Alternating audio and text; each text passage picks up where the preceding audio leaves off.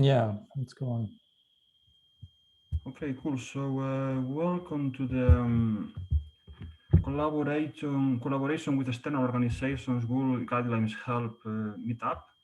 Is hosted by Fab City Foundation, Fab City Hamburg, and Fab City Run Paris together. And we would like to have a overall conversation with presenting some slides just to articulate it about how a network of Fab Cities will collaborate with external organizations, what it means, what should be look like, and we have some few ideas that we will briefly discuss from the Fab City Foundation if you may like them interesting. Also, I should say that this meeting is recorded like any other else on the summit. So if you don't want to be filmed, just switch off your camera and be quiet. Otherwise, you know, these records will last at least 10 years in the internet till the next crisis and collapse. So I will share my screen to start presenting. Let's see if it's working well at the first try. I have a technology hating thing. So here we are, and now to present, I always forget which button it is. Here.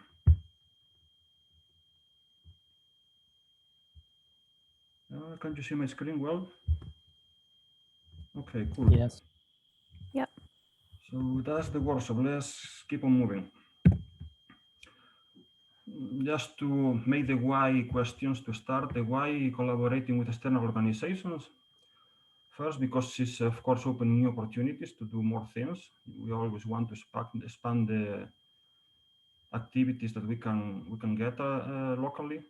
It also brings opportunity to have more resources coming in, so we will be able to perform better and to have some exposure and publicity to everyone to know about what we are doing, because always external organizations are helping us to gain some visibility. About why following the guidelines, why may they help?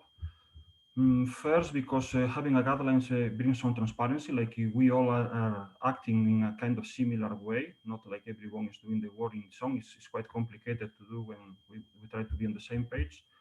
It's also because of effectiveness. Many people will make mistakes about this collaboration. They don't know well what are the procedures. It's safety, that we are not bringing any, let's say, collaboration who could potentially damage any part of our organizations or prestige or whoever you want to call it. And to build network trust that we know that all the other people are doing things in the same page. So if one organization is afraid that other organizations will collaborate with kind of external actors that are not very welcome in the network because of the practices they do, so we can trust each other that we are all on the same page having the guidelines. This is graphical idea to many question marks, I know, about how the thing works.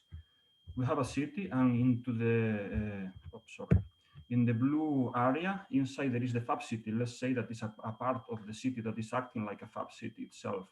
While outside, in the same city, outside there are other actors, like we have some branding around, like can be Facebook, Mercedes, industry, or the International Cannabis Association that may want to collaborate with a local Fab City. So they want to jump in, but how we will manage that? Because maybe for part of the network, collaborating with big corporations like Mercedes and Facebook is okay if we do it under certain conditions. And for other, collaborating with certain organizations who have more, let's say, moral connotations, who will be like International Cannabis Organization or pro or against abortion organizations, etc., will be more an moral ethical issue that we have to see how we deal with. So how we will manage that, that's the meetup for today. Also take into consideration that it's not only local, but we have a network of cities, so the problem escalates. So that's why with the guidelines may help, that we will know that if we have certain way of dealing with Facebook in city A, the city B, C, and D will be more or less in the same page. So we will be coherent, and we will not end up with 79 cities saying no to Facebook and one say yes. Why not? Give me your money. I'm happy. And now Benedict take over to guide the discussion, and let's move forward. Yeah, thanks, Lucas. I would start by briefly mentioning how our experience in Hamburg. because we very often get requests for collaborations by external organizations, individuals, and so on.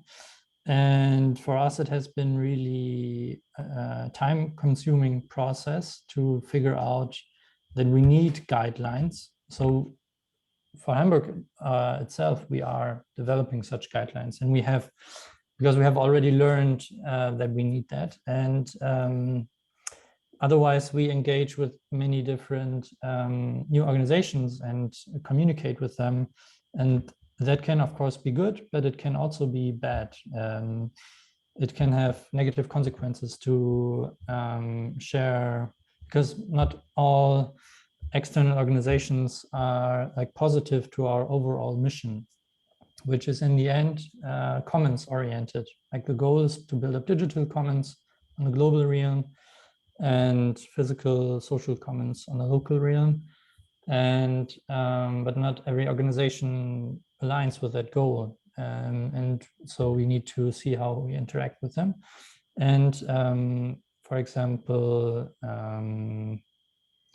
now since this will go public, I won't name any examples, but even for us, we have set up like an association to organize locally, and not everybody can become a member of that association. I don't know if so. It's an association according to German law, e.V. eingetragener Vereins. It's a registered like club member organization, which is very democratically, and the power really relies on the members of the organization. So it's really crucial who we let in to that organization, and each member has one vote, but still, if there's like many members who have other goals than we intended initially, then the organization could, the Fab City Hamburg could go into another direction that we do not want. So in our statutes, we have made clear or written that only those organizations can join that have a commons orientation. So that makes it, for us at least, very clear. Nobody else knows what commons are, but legally we can say no to organizations that we think do not align with our values. And except for that is like the highest level of collaboration with Fab City Hamburg, becoming a member of this association. And then there's like different more lightweight collaborations, such as projects or the common marketing and so on. But the closer they get to the core, to the power, of course, we need to filter out the organizations that do not align with us. And so that is basically our experience. And it would be great to hear from you what experiences you have. Yeah, right. So that's where we are now. How much? So feel free to raise your hand, and I'll moderate the discussion together with Lucas. Do you have any experience with collaborating with external organization as a Fab City? And if there's no other Fab City here, then we can also talk about other organizations that are similar or close to that of a Fab City. Anybody? I can say something, but I'm in the cafe and it's really noisy here. I don't know if it affects you. Yeah, we can hear you well. You can hear? Okay, so I will be short. We are an association, Lab Aberto Fablab, in Torres Vedras, in Portugal. And one of our strategies is to engage with other external organizations. That's a really good strategy for us. But we are not in a Fab City goal, because I think Fab City goal, the main goal, it's really a tough one. So I don't know if you have a plan to do that guides you there. I don't know. I don't know very well the way that Fab City is organized. I know that the main goal is very interesting.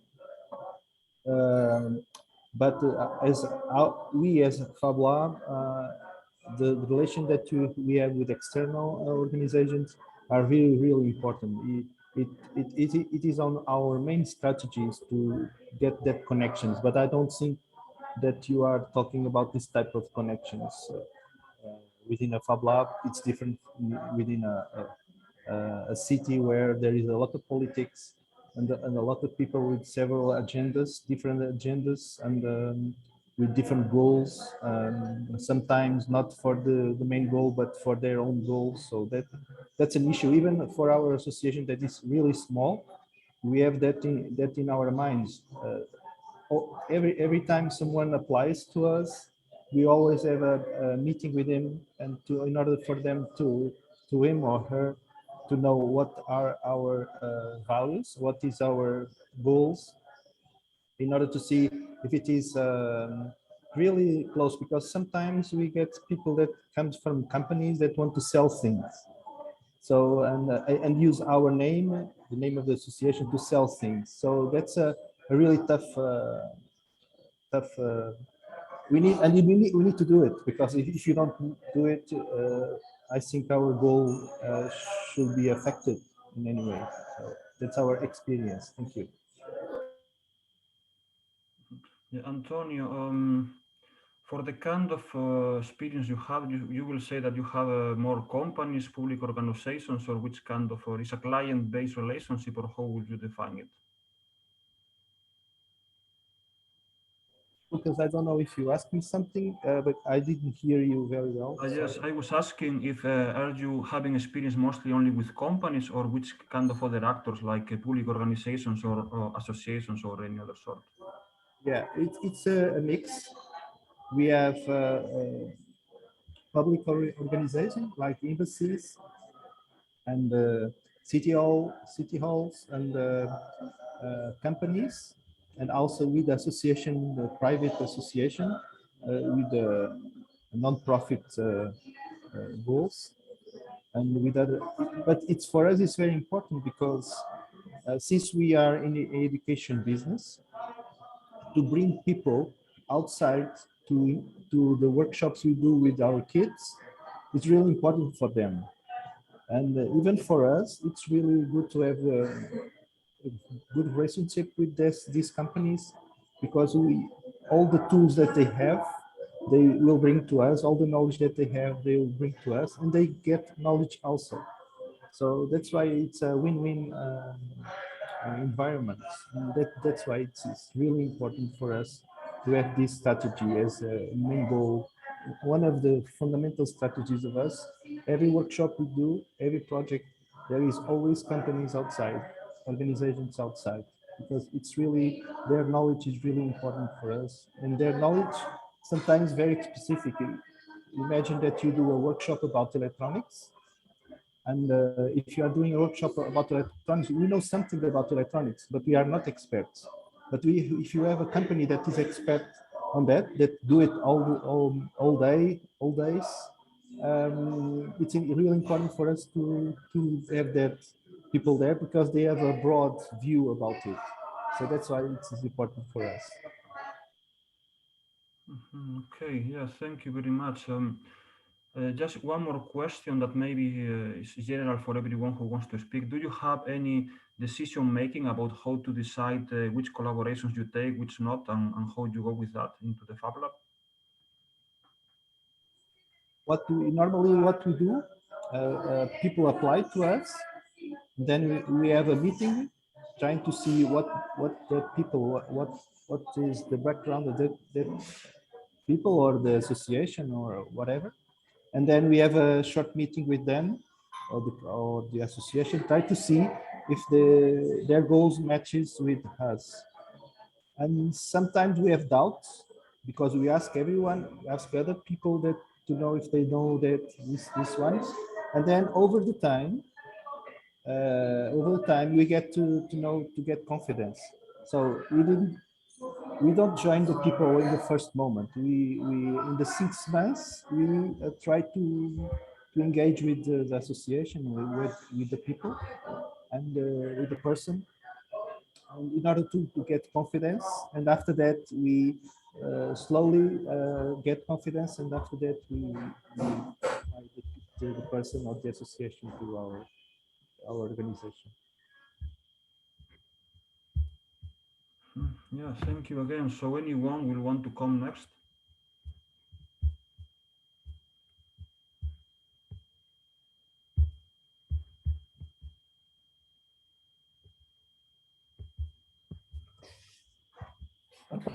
I'll jump in.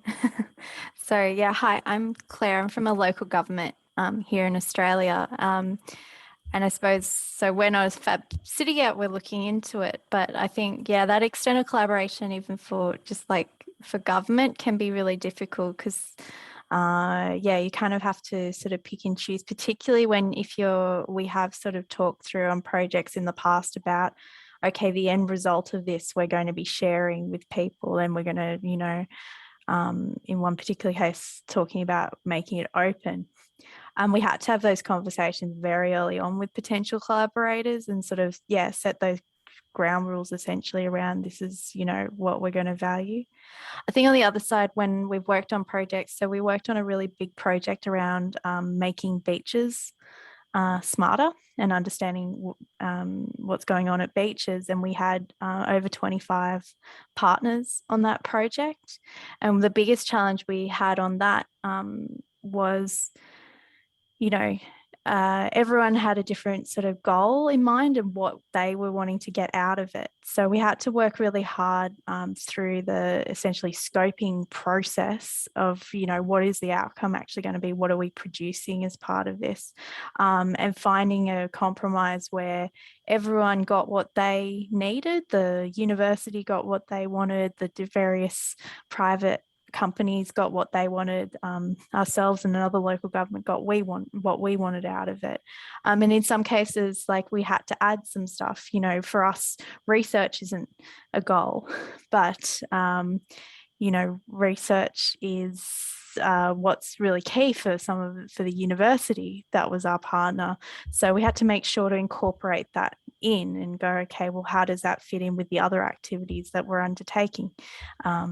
So yeah, I think that whole having a guiding light that everyone's working towards and is agreed on, that, you know, collectively they've gone, yes, that is the guiding light and I'm signing up to that being, you know, where we're trying to head, I think is, yeah, really important when you're trying to collaborate, particularly on, you know, a lot of this stuff isn't simple. It's like, particularly when you get into quite complex things and systems, and you need, yeah, people to kind of be on that same page.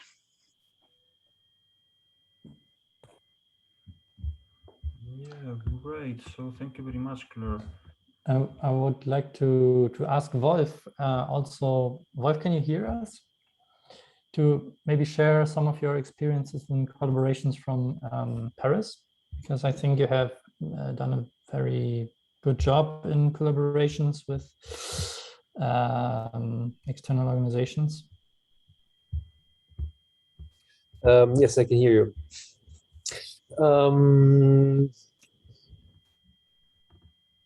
Well, I think the Fab City Paris, it's mostly NGOs.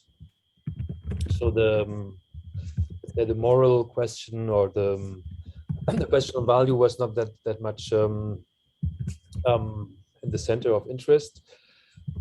I think for the Fab City Summit, it was somehow a little different, because there we need a lot of money, and so we open also to bigger organizations, and which are maybe a little bit less close to the values of Fab City. But on the other side, it's also a good chance to share with them the ideas of Fab City. So it's, I mean, it's always how do you say it, a double side, that on the one side you maybe not share completely the values of a bigger corporate or whatever. On the other side, you have the chance to get into discussion with them, and I think this is, you know, are two sides you have to take in consideration when you going into collaboration with other companies. And then I think what is maybe also interesting is, and then we had this topic this morning. It's about the this real governance of Fab City. So how much a Fab City is locally independent somehow, and how much a Fab City have to be aligned with the Fab City Global Initiative. I think this is somehow a quite important point to evaluate, but it's so we're not that much on collaboration with external partners or organization, but more on the global governance of the Fab City network. Yeah, but I think it's really related, because only when we have a clear governance structure, we can have, I think, a clear structure for collaborations, and only then we can make decisions for whom we want to be part of the network and whom not, and or on what degree we want to make him join. This was really, I think that's what I learned from the Hamburg experience, for sure. Yeah, I think we agree completely on this point. Yeah, that we need this governance structure to understand where it's making what kind of decision. Right. Are there any discussions, Lucas, on the Fab City Global Initiative on this perspective on governance and decision making and so on? What is the we are going to talk about it a little bit afterwards in the meeting, so maybe we can move to the next slide to keep on moving with the theme. Yeah, that's just no question. I would say yes, and I can make up an example, and maybe anyone can argue against it or say no or yes.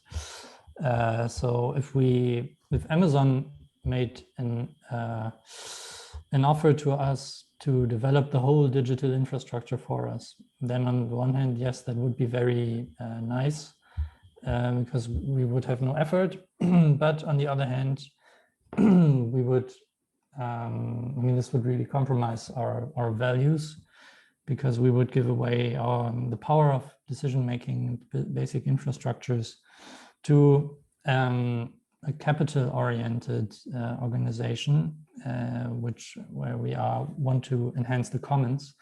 So yeah, this is a very basic example. So I would say yes, it can compromise it.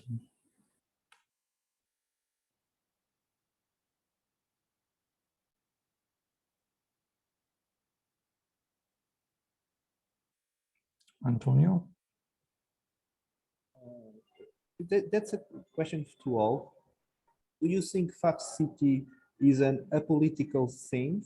It doesn't have a political idea. Doesn't. I mean, does it have some philosophical background from the left or from the right political branch? I don't know if I'm getting. Well, I would say yes and no. I mean, I'm not. I guess I'm not the one really to answer that, but it can just to tell you the truth. But I can just give you my opinion and how I see it.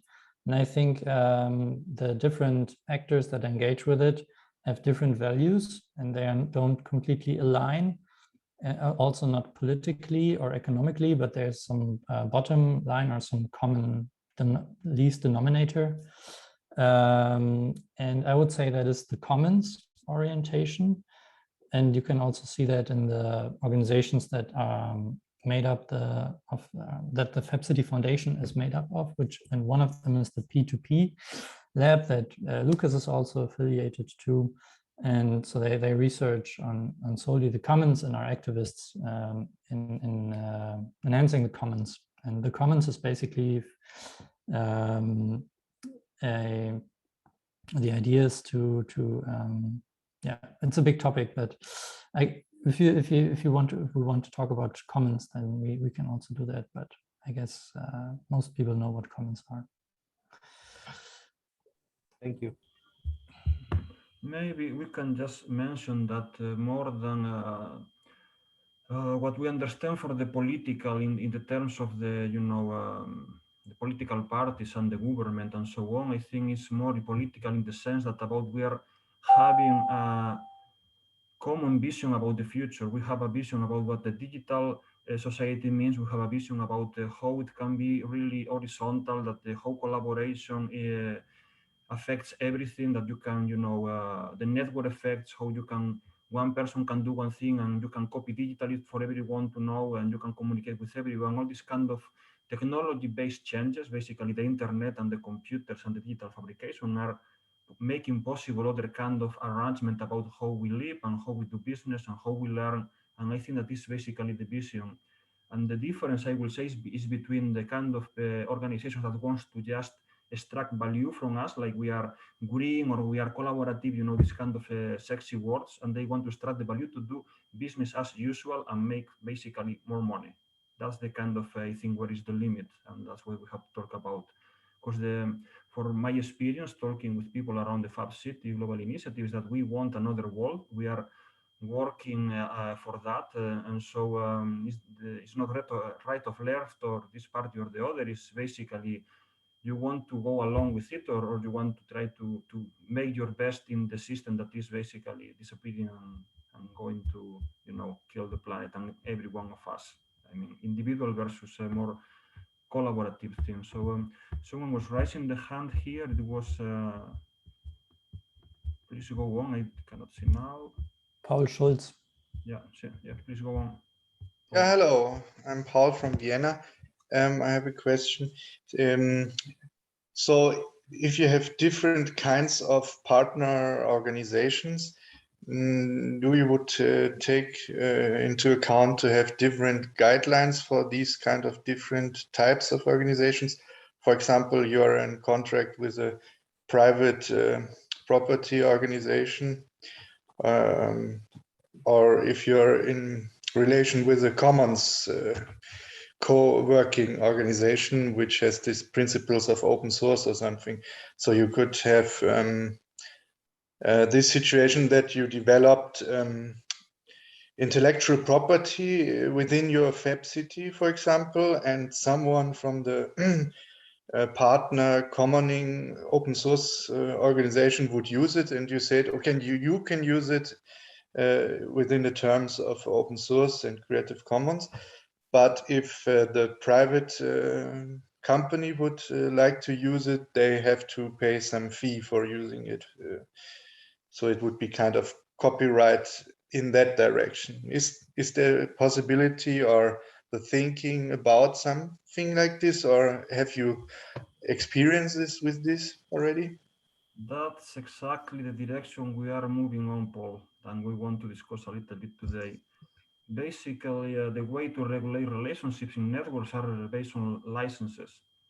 So if you want to use, let's call it the Fab City or Fablab brand, you have to agree with a set of principles, the charter, whatever you call it. You have to act in a certain manners, and then if you are part of this ecosystem, the licensing applies differently to you that for other organizations that are not part of such conditions.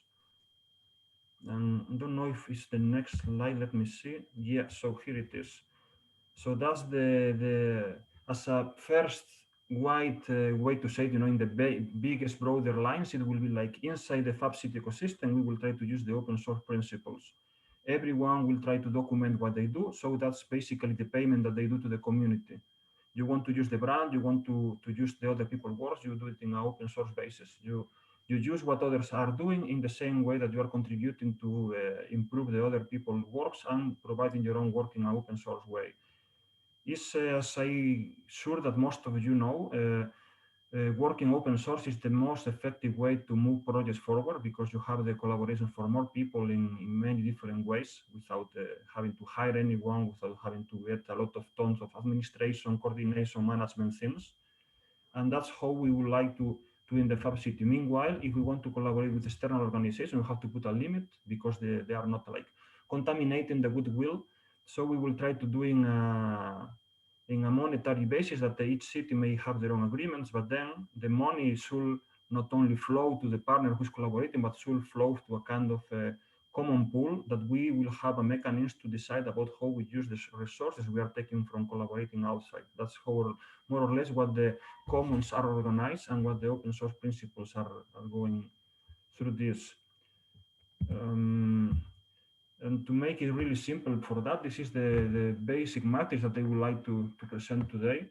And let's see if it makes sense. So have two levels in the Fab City network: is the internal collaboration and the external collaboration. As we know, the internal collaboration will be all partners and stakeholders, or whatever you want to call it, that are following the same principles, and they have signed some kind of agreements to respect the ethics that we are all going on. While the external collaboration is with other organizations who are not sign anything, they have not any compromise to be in the same lines like us. So by using open source licensing principle, we have a, let's call it a freemium-based reciprocity inside the city. It means like we provide everything open source, but if my organization, for example, say, okay, Benedict's organization is providing very good thing, but we don't have the knowledge or the resources to implement it locally, we can come back to Benedict's organization and say, okay, let's make an agreement, pay by payment or whatever, like you can help us implement your thing, but we have the access to the with his product open source. While with external collaboration will be more business like usual. It means like the part of a restriction of the license that if they want to make money, then they have to pay for it. So it's a way to get resources, or a way to limit in any other ways, or to make them provide their results in a similar kind of license. About the brand use, we will say that the Fab City brand here is something that we are using to make a limit about who is us and who is not us. It's a way to protect ourselves from other people using our brand to, to do activities that are not related to us, that we will be very bad in the future. In this sense, the brand use will be free into the Fab City organization. Like you want to brand something like Fab City product or Fab City service, then you can do it and provide it inside free. And then if you want to use it outside, then a fee applies for all external collaborations, unless there are non-profits or some exceptions. And then we will gather from the external collaborations a common pool of resources that we will use internally to expand the capacity of the Fab Cities and the network. So we will have to have a mechanism, kind of other kind of board to decide how to spend the resources. While in the external organization, is where we are going to collect the resources locally by having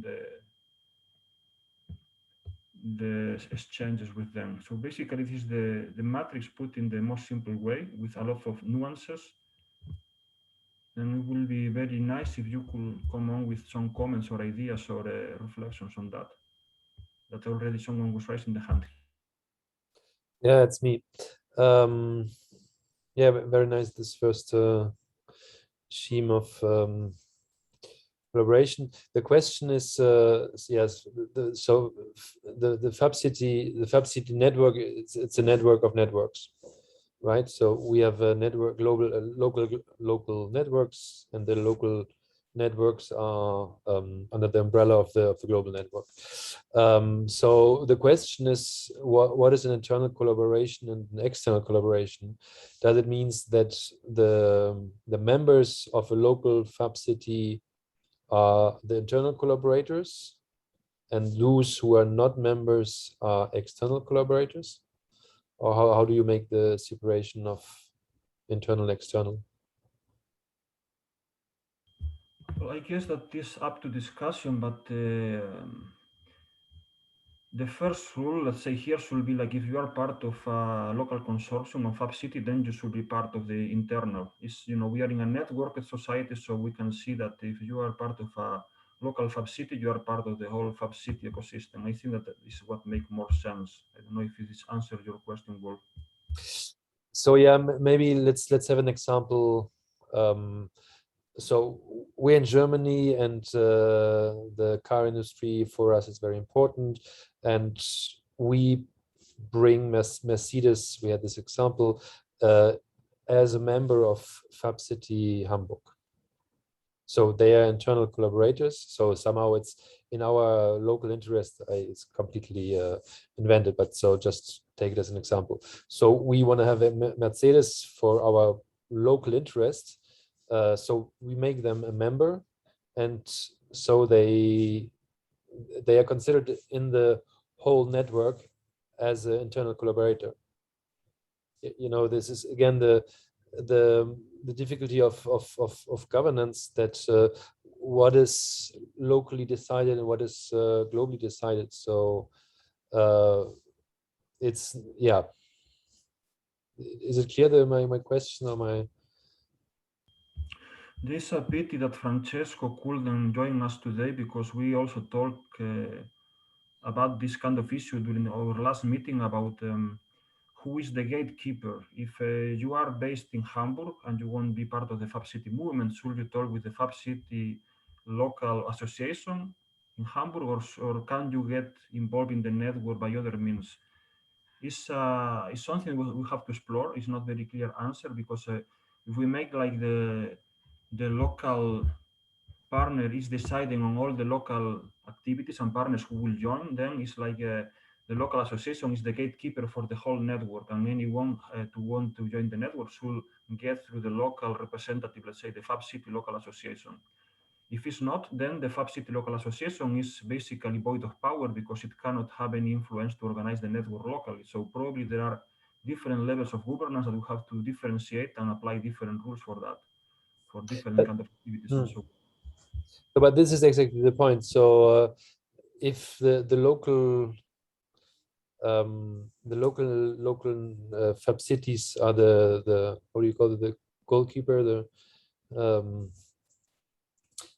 so then they are deciding who are external or internal collaborators.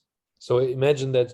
So like Mercedes would be for us a big advantage, but for the whole global network, it would had a bit bad influence on the bad image on the whole global network.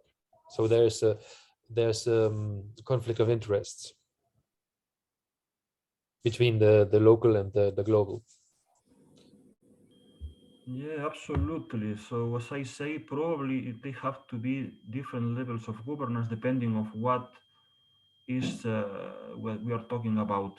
It's not the same to get engaged in the local ecosystem, to participate, you know, in the circular economy inside Hamburg, for example, than to be, I don't know, organization of coders that you want to code for a project that is based in, I don't know, in Yucatan in Mexico, and you want to work with Yucatan and many other Fab cities, but not locally with your organization. So yeah, the main question is, if you want to work globally but not locally, is this possible with the Fab City kind of values, or is it not? How we can discriminate the locality from the globality? That's really up for discussion, because it's a topic that is very unclear at the moment. It's also very connecting with the kind of rules that you are going to follow, and depends on what we do here, we will come with a very different global model of the network. So I think I view this discussion more, and this example of Mercedes as a more detailed problem in the future. I think that it doesn't really it makes us ask for more elaboration of this model, but I think the model, as far as I understand it, is very good anyways. Could you jump back, Lucas? Because I just want to, can you go back? Yeah. Can you maybe explain again what you mean by freemium-based reciprocity? So maybe at the example of the basic example of Fab City distributed production with a product that is designed distributedly. How does this relate here? Or it does not touch this topic? Well, that's not thought exactly for production of manufacturing, but it means for using the design and any kind of service that is provided into the Fab City. Like if you want to, for example, to use the Fab City house model, it will be open source. You can check it out, but at the time to build it, of course, it's not so easy as you just get the information online and you do it. So there is always some kind of consultancy and service involved. That is basically that each partner that is developing a product or a service, the more you are doing it, the more you know, and the better you are able to support the other partners to develop it locally. So the idea is that you have access to the basic package that is open source, but at the time to implement it with all the nuances and all the difficulties, the one who is licensing open source the product is the one who have the right to to get the advisory and consulting services for everyone else. That will be more or less the idea. About the manufacturing, the open source hardware manufacturing, that's something else that have to be considered separated. This is more or less an idea about a Fab City, like a circular economy model, like with all different services, but not about production in this sense here in this matrix. Just to clarify. Okay. I think it's mixing up several things.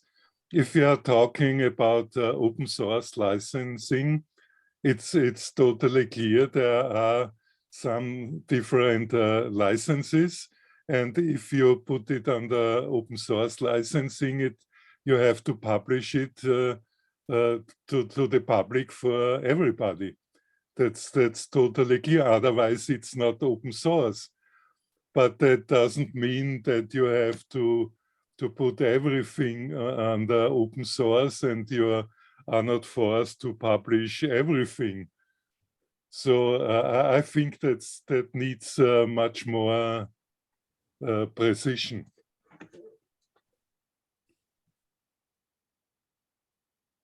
Yeah, sure, Leopold. That's as we have only 1 hour to discuss, just wanted to put a very simple matrix to see how the ideas are coming, like you are doing. But absolutely, the projects that are working on that, they are trying to get how the designers are going to be rewarded for their work, and all these things is going to go more in the Fab City OS and Fab Chain idea. That is, we are trying to get a little bit out of the discussion, or we'll get too complex.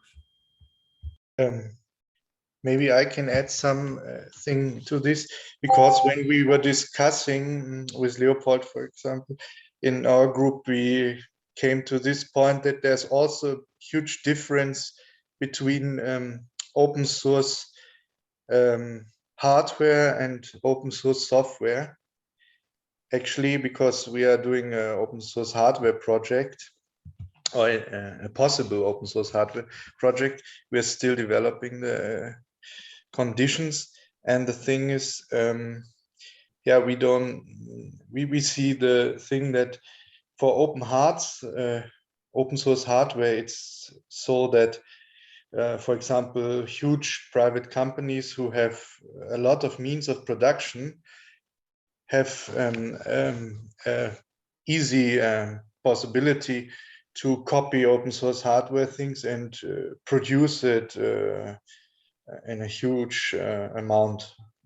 Yeah, and if you have an open source software, you don't need to have this huge means of production. Maybe, I don't know, what do you think about that thing? I would like to make a comment on this statement. Maybe you know that there is a DIN spec, which is a kind of preliminary stage of an official standard for open source hardware.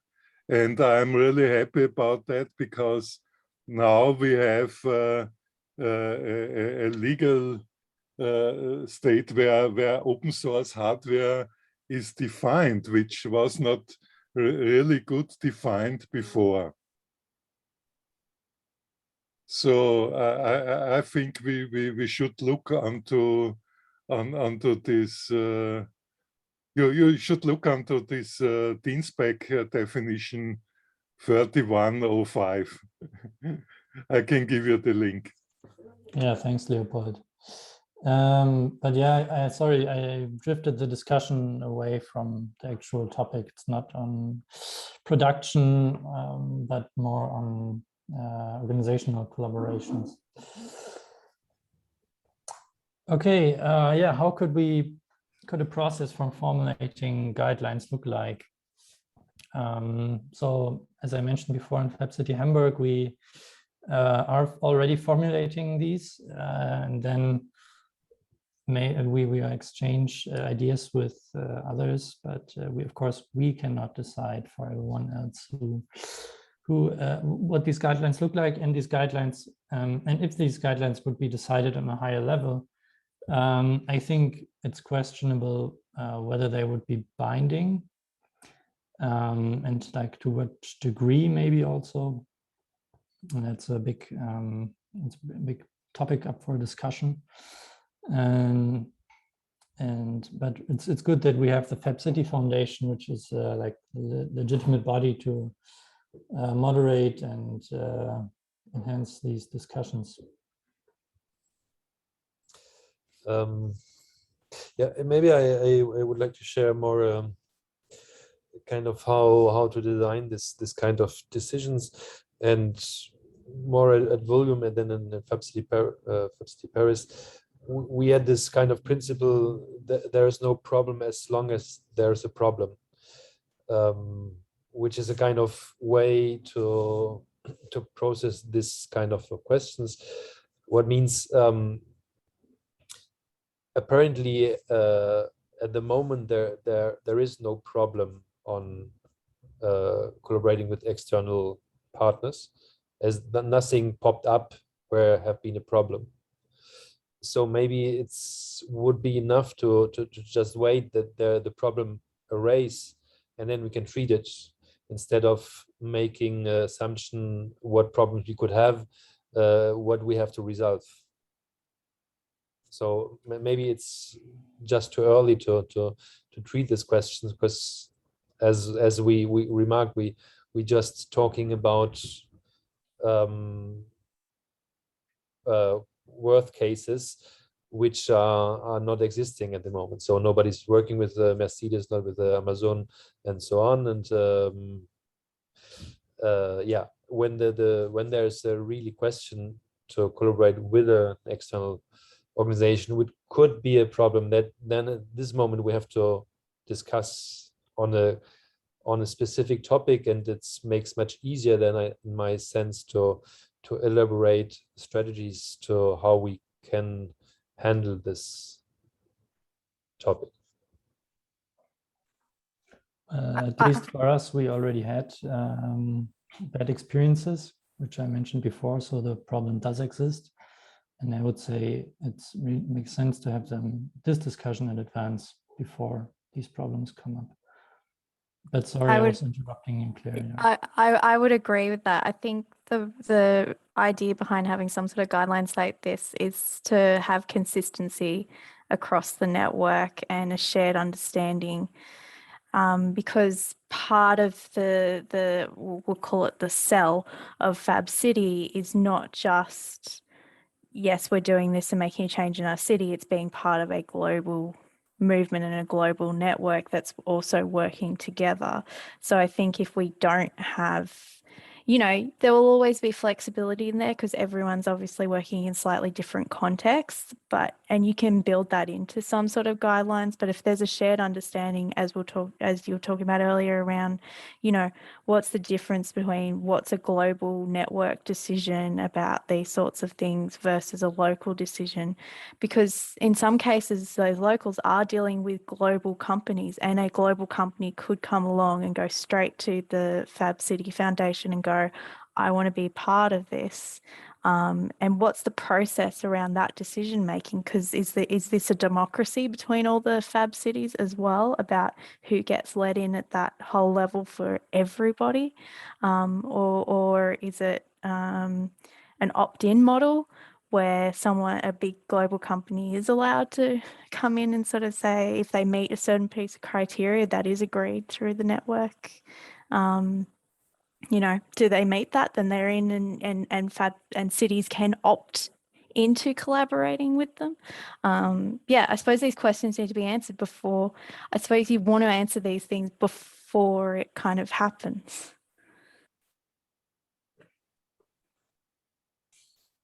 So this is in my, I mean, there on this part there is already a governmental structure in the Fab City. So you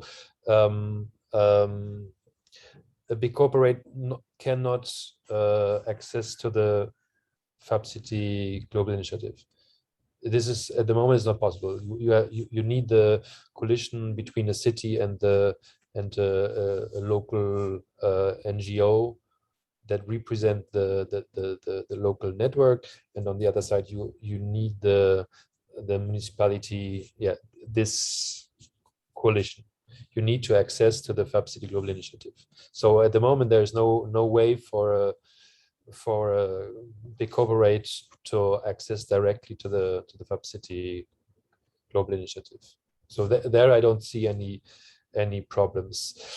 But what you meant, I think it's more to share and understand better the global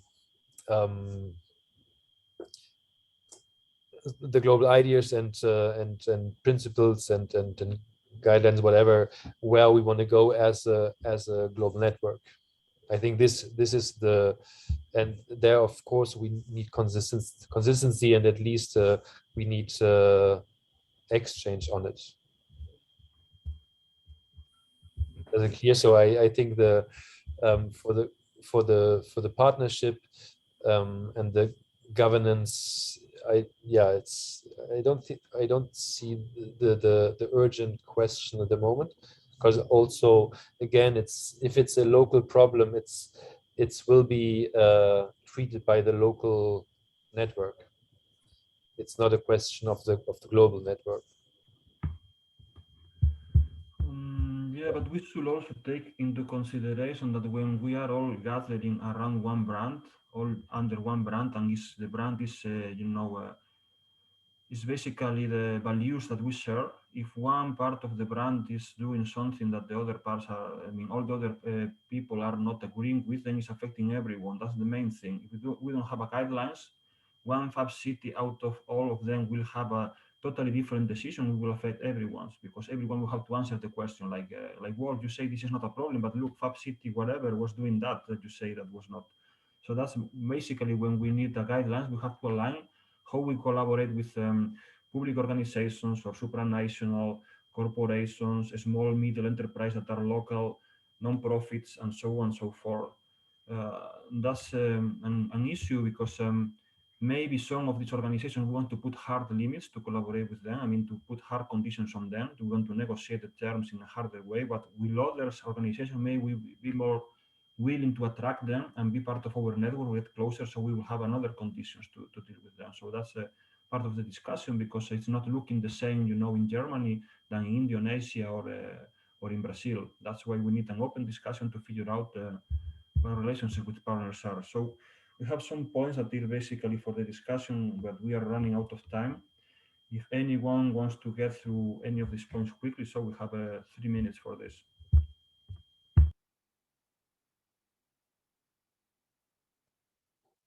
Just a quick addition with, there's also technological solutions to this problem. With Fab City OS, for example, we will see a history of actions actors do, and if they behave against Fab City values a long time, then they can have less rights or get bad reviews or something like that. So that can also be a possibility here. So it's not an on and off just decision all the time, like 100%, but it can be dynamic.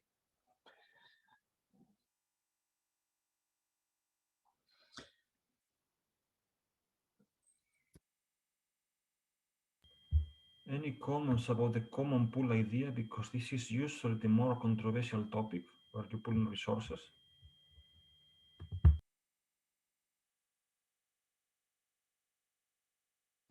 Could you specify what you mean by a common pool again?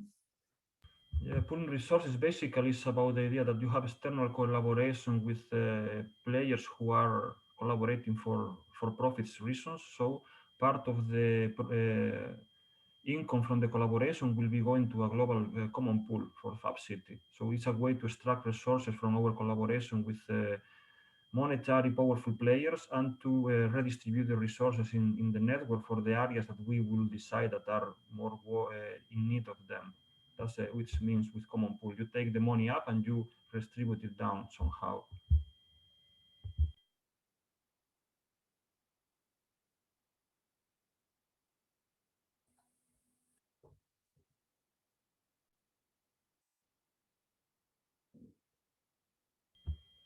I think that's it for today. That's what an hour is giving us.